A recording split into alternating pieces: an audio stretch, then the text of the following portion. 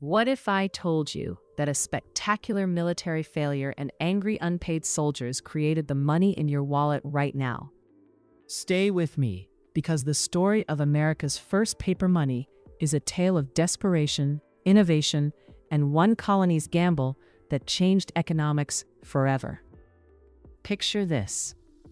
It's October 1690, and nearly 2,000 Massachusetts colonial soldiers are sailing back to Boston after what can only be described as a disaster. They were supposed to conquer Quebec, defeat the French, and return home rich with plunder. Instead, they're coming back empty-handed, exhausted, and furious. Because here's the thing. These men weren't promised regular wages. They were promised payment from whatever treasure they seized from the French. No conquest means no treasure. And no treasure means no payment. The British commander, Sir William Phips, had been so confident. He sailed up the St. Lawrence River with his fleet, ready to take Quebec by storm. But the French were prepared. They had fortifications. They had cannons. They had winter coming. After a brief siege that went nowhere, Phips had to retreat before his ships got frozen in the river. Now it's late October, and hundreds of soldiers are pouring into Boston demanding their money. Some are threatening mutiny. The Massachusetts Bay Colony is facing a full-blown crisis. The colonial government searches its treasury. It's practically empty. Britain isn't sending money to help. There's barely enough silver and gold coins in circulation to run normal commerce, let alone pay an entire army. So the colony's leaders gather for an emergency meeting. They need a solution, and they need it fast. Someone suggests something radical, something that's never been tried before in the Western world. What if we just print money? Not coins made of precious metal. Not IOUs backed by gold. Just paper with numbers printed on it, backed by nothing more than the government's promise that it has value. It sounds crazy. Money that isn't actually made of anything valuable. How could that possibly work? But they're desperate.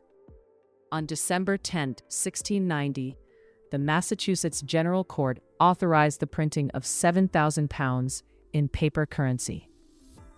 They call them bills of credit. The bills are simple. They're printed from engraved copper plates, probably made by a local silversmith named Jeremiah Dummer. Each note has the colony's seal, the denomination, and a promise that it can be redeemed later. There's even a small illustration showing a Native American with the words, "Come over and help us." Then, on February 3rd, 1691, they passed another law. This one removes the 7,000-pound limit and authorizes printing more money. Crucially, they declare that these paper bills can be used to pay taxes. And here's the genius part. If you pay your taxes with these bills, you get a 5% discount. Suddenly, everyone wants these bills. Not because the paper itself is valuable, but because the government will accept it as valuable. The soldiers get paid. The mutiny threat disappears. Crisis averted. At first, 6 shillings in Massachusetts paper money was equal to 1 Spanish silver dollar.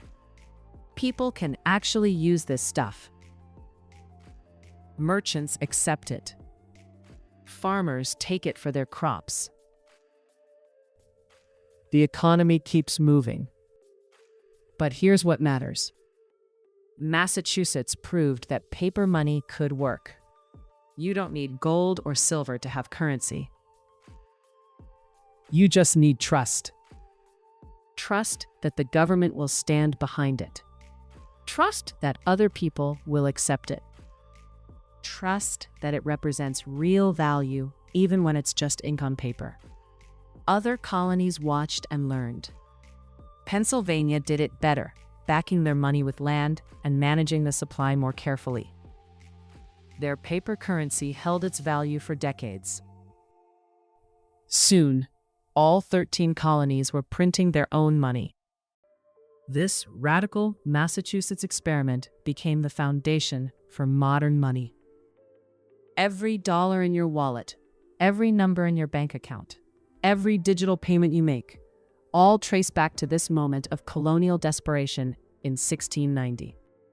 Those frustrated soldiers demanding payment, they accidentally helped create one of the most important innovations in economic history. Money isn't really about gold, silver, or even paper. It's about trust, imagination, and our collective agreement that something has value because we say it does. The Massachusetts colonists figured that out over 330 years ago. Thanks for joining us at History Sparks today. Every day, we uncover incredible moments when ordinary people solve extraordinary problems and change the world in the process. If you enjoyed discovering how a military disaster created modern money, subscribe so you never miss another story. You know, those Massachusetts colonists were creating something that would last for centuries. They probably had no idea that their desperate solution would fundamentally change how the entire world thinks about value and exchange. What are you creating right now that will outlast you? Maybe it's not an economic system, but what about the stories you're leaving behind? The lessons you've learned, the challenges you've overcome, the values you've discovered. Your great-grandchildren will want to know about your life. Not just the big accomplishments, but the everyday moments. The time you had to solve an impossible problem at work. The way you supported your family through tough times.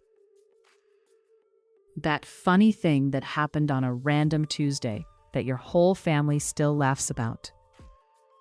These stories are your legacy. Just like Massachusetts created lasting value with paper and ink, you're creating lasting value with your experiences and memories. But, unlike paper money, memories fade if we don't preserve them. What moment from this past year would you want your grandchildren to know about? What challenge did you face that taught you something important? What ordinary day was actually extraordinary when you think back on it? I'm working on something special for the History Sparks community.